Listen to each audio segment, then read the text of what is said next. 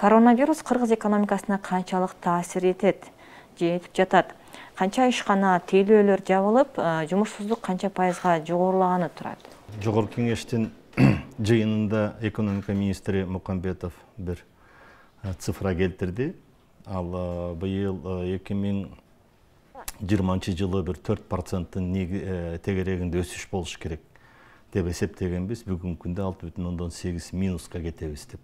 Эгерде бул коронавирустагы кабыл алынган шашылыш чаралар бир-эки айга узарса, эгер андан ары узарып кетсе, анда экономикабыз бир топ эле түшүп кетет да. Жумушсуздук бүгүн эле бар. Анткени мына күнүмдүк иштеп аткан бизде бир 50%-тан ашыгы тейлөө соода тармагында иштешет, финансылык секторда. Дээрлик алардын баары тең бүгүн токтоп калды.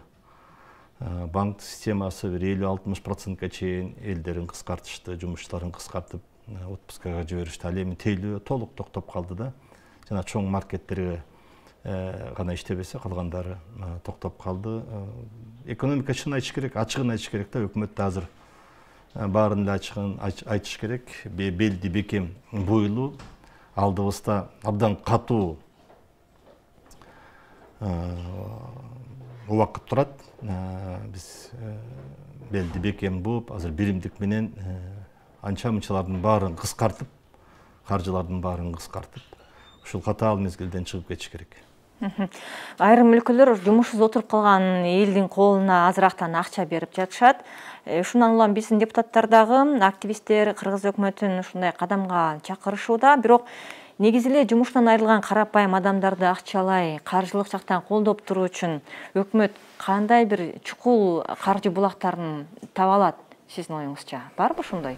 Эми каржы булактарын табыш керек. Азыр эл аралык валюта фондусу мына $120 миллион кредит беришти. Бул дагы кредит 0,75% менен бир 70% 5 жылдык мөөнөтү, 30% 10 жылдык мөөнөт менен беришти.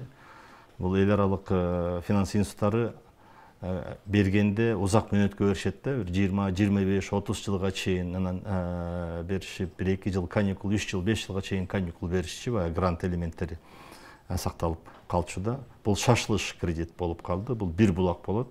Бирок бүгүн ошол эле жыйында өкмөт тарабынан айтылып калды, быйыл канча салыктардан жоготуу болот дегенде бир 17-18 миллиард сомдун тегереги деп атат. Бул салык инспекциясы. А эгерде бажыдан алсак, аяктагы токтоп турат, бир 30-35-40 миллиард сомго чейин жоготуу болот бюджеттин. Мына ошону толтурушубуз керек деп өкмөт айтып атат. Эми аларда сан бар. Мен ишенип атам алардын айтканына. Булактар кайсыл? Булактар биринчи эл аралык финансылык уюмдардан алыш керек. Экинчи ички резервтерди кыскартыш керек бюджетти.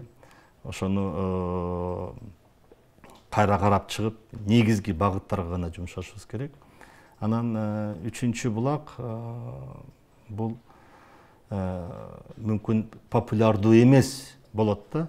Биз Кумтөрдүн акциясы бар бизде, Центеранын. Бүгүнкү күндө бир 450 миллион, бир 500 миллион тегерегинде биздин акциябыз бар. Эми ал күндө секирип турат. Ошонун бир 200 миллион долларын акцияны биз сатышыбыз керек. Сатып аны накталай акчага кайрыш керек да, алып келиш керек доллар менен. Аны улуттук банкка коюш керек. Анан ушул акчаны биз керектөөгө жумшашыбыз керек. Бул биздин өзүбүздүн ички булактардын бири.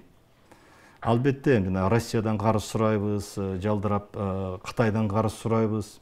Бирок алардын баары тең бүгүнкү күндөгүнү толуктап бере албайт. Анткени сиз айтып кеткен маселелерди, мына бизде бир 680 миң пенсионер бар. Ошонун бир 70-80% бир 5 миңден 7 миң, 8 миңге чейин эле сом акча алышат. Бул абдан аз. Анан каатчылык болуп атат азыр.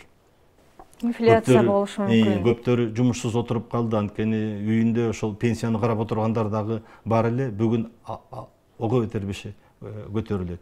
Россиядагы болуп аткан акыбалды өзүбүз көрүп атабыз. Алар да токтотуп койду. Көп канча деген мигранттарыбыз кайрылып келип атат. Алардын да акчасы асайды. Анан девальвация болуп кетти, сомдун да девальвациясы болуп кетти. рубльдин да девальвациясы болуп кетти. Бул бир мындай каптабыда келе турган каатчылык, кыйынчылык болуп калды да. Ушул убактарда биз ресурс иштешибиз керек. Бул биринчи жана кум төрдүн акциясы. Бизде андан башка чоң ошо кара күнгө деп сактап келаткан резервибиз жок. Экинчи резерв бул улуттук банкта биздин эл аралык резервибиз бар. 1,4 миллиард доллар депчи. Ушуну атайын улсаат берип туруп, өкмөткө бир 200 миллион алганга улсаат беришибиз керек, 200 миллион долларды.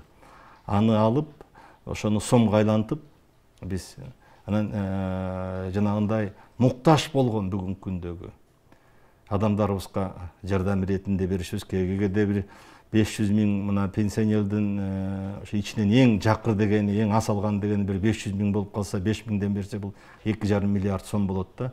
Бул бир 2 ай, 3 айга чейин бере турган мажбур болуп калабыз. Мына бул шашылыш чаралардын бири болуп эсептелет. Экинчиден майып балдарыбыз бар, майып адамдарыбыз бар. Алар бир 140 миң. Аларга дагы 3 миңден, 5 миңден кошумча кылып берсек, аякка дагы бир 1,5 миллиард сомдордой кетет да. Мына бул баягы социалдык жактан абдан муктаж болгон мамлекеттин жардамына муктаж адамдар да. Экинчиси кимдер? Булар экинчиси өздөрү күнүмдүк иши менен акчасын таап, үй бүлөсүн багып, өзүн багып жүргөндөр. Бул жанагы майда, чакан, анан өздүк ишкерлер. Мына биз буларга дагы акча беришибиз керек. Жардам беришибиз керек. Биринчиден, эгерде сен бир жылдын ичинде патент алып жүрсөң, салыктар төлөп жүрсөң, ишкер адам болуп, мына ушулардын тизмесин тактап, анткени алардын тизмелеринин баардыгы тең бар салык инспекциясында. Анткени ай сайын алар келип патент алып турушчу. Мына биз ушуларга жардам иретинде беришибиз керек.